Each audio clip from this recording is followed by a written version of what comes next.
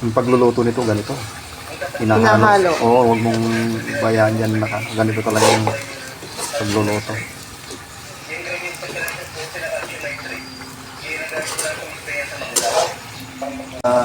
Panaya sa puso.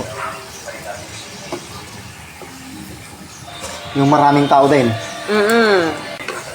Kalami. Kalami. Kamutik yung. Masarap.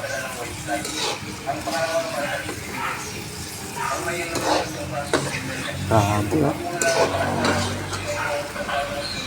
Crunchy na. Crunchy. Sarap. Ito yung mga pagkain na artificial. Kamote Q, banana Q, mga kamuting kahoy, ganyan. Ang mga pagkain Nakakabusog kasi ah. artificial. Ito yung magandang merienda, lalo yung sa mga mabibigat na trabaho. Yan ang maganda. Ito yung magandang merienda.